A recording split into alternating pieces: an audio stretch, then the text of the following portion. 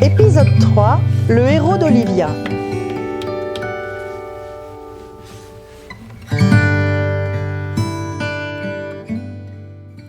Il était une fois un jeune garçon qui vivait à Paris en 2024.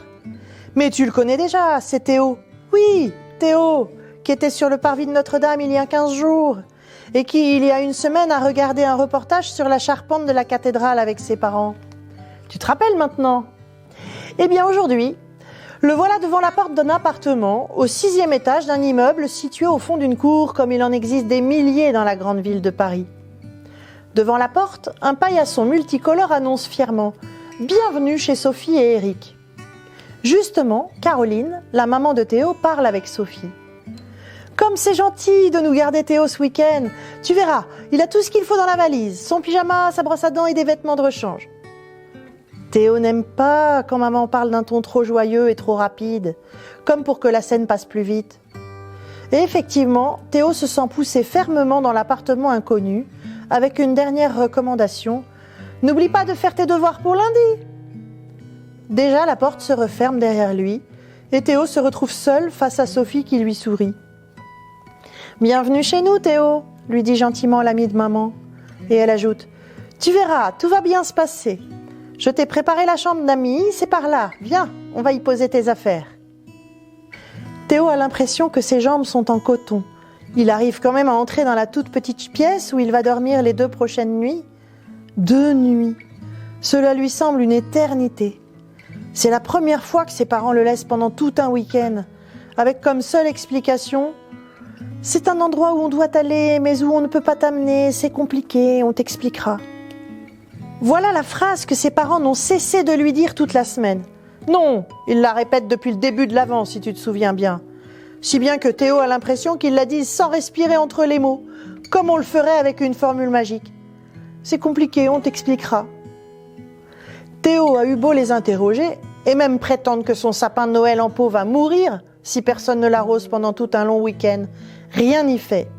On est vendredi soir, ses parents, après avoir coupé le chauffage dans le salon, pour que le petit sapin n'ait pas trop soif, l'ont déposé dans cet appartement. « J'ai mis une grosse couette sur le lit, tu ne devrais pas avoir froid », annonce Sophie. « Maintenant, je vais préparer le dîner. Olivia va venir te faire visiter l'appartement. » Olivia ? Alors que Théo se demande qui peut bien être cette Olivia, dont le nom n'est pas inscrit sur le paillasson dans l'entrée, elle apparaît au bout du couloir. C'est une fillette bien plus jeune que Théo, blonde, vêtue d'un jean et d'un sweat rouge brodé de l'inscription « Merry Christmas ». Le jeune garçon se rappelle à temps les conseils de politesse de sa maman et il se retient de dire « Oh non, pas une fille !» À la place, il bredouille d'une voix cassée un « Salut !»« Bonjour Théo !» répond-elle. « Viens dans le salon, je vais te montrer notre sapin de Noël. » Sur ce, elle disparaît au fond du couloir et quelques instants après, il aperçoit le reflet de lumière clignotante qui scintille.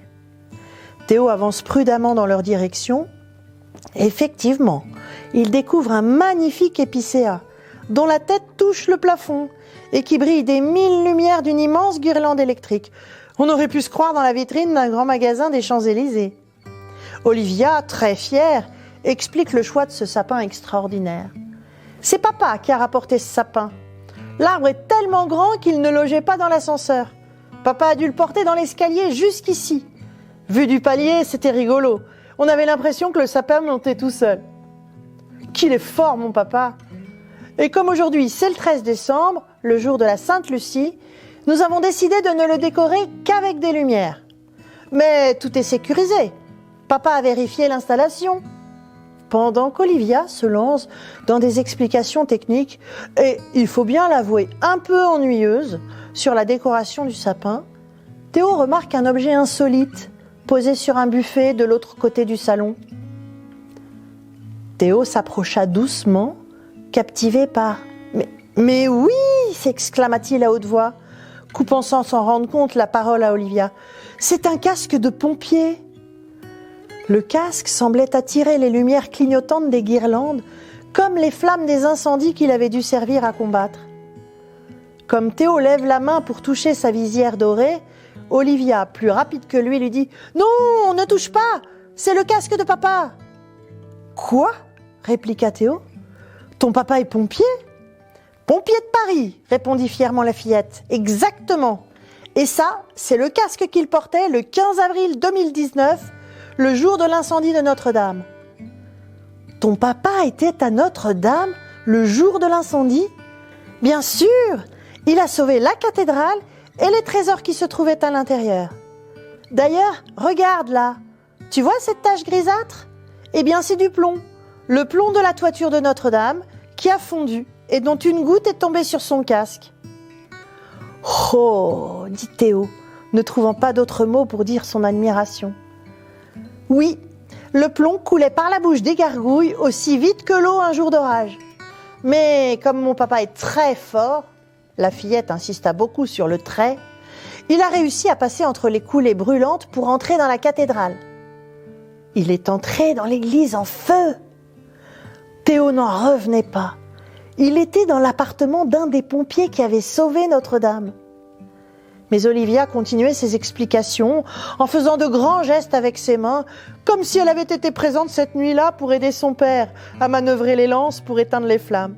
« Tu connais Notre-Dame ? » ?»« Oui, j'y suis allée il y a 15 jours. Tu vois les 2 tours sur le devant ? Eh bien, mon papa, il est entré dans la tour nord et il a arrosé les 8 cloches pour éviter qu'elles ne fondent elles aussi. »« Attention, jeune homme, n'écoute pas trop Olivia. Bientôt, elle va te dire que j'ai croisé Quasimodo dans l'escalier de la tour et que Victor Hugo lui-même m'a dit où attaquer les flammes pour mieux les éteindre. » Théo était tellement captivé par le récit d'Olivia qu'il n'avait pas entendu un homme de haute taille, presque un géant, entrer dans le salon. D'un coup, il se retrouve face à un héros qui a sauvé Notre-Dame. Il en a le souffle coupé. L'homme se penche vers lui en souriant et lui tend la main. « Bonjour Théo, alors c'est toi dont les parents sont partis pour un endroit où ils devaient aller ? Mais où on ne peut pas t'amener, c'est compliqué, on t'expliquera. » Malgré lui, Théo avait récité l'explication toute faite de ses parents. Cela eut comme effet de faire éclater de rire le géant. « Allez bonhomme, viens avec nous sur le balcon. On aperçoit de très loin la cathédrale. Je ne me lasse pas de la regarder. » Il fait froid dehors en ce soir de décembre. Mais Théo oublie vite ce petit désagrément en apercevant au loin les 2 tours blanches de Notre-Dame, mises en valeur par un magnifique éclairage. On aurait dit que le reste de la ville de Paris s'écartait pour la laisser resplendir. À ce moment, on entendit, au-dessus des bruits de circulation, une cloche retentir. « Tu entends, Théo ? C'est le carillon de Notre-Dame qui annonce l'Angélus. » Et il ajoute en souriant « Quasimodo doit se boucher les oreilles tellement il sonne fort. » Théo ne répond rien, mais il n'en pense pas moins. « Quelle chance !» se dit-il. « Je vais passer samedi et dimanche avec un héros. » À ce moment, Olivia prend la main de Théo et elle se hisse sur la pointe des pieds pour lui dire dans le creux de l'oreille « Moi je sais où sont tes parents. Ils sont partis voir ton grand-père. » Fin de l'épisode. À suivre, épisode 4, un cierge pour grand-père.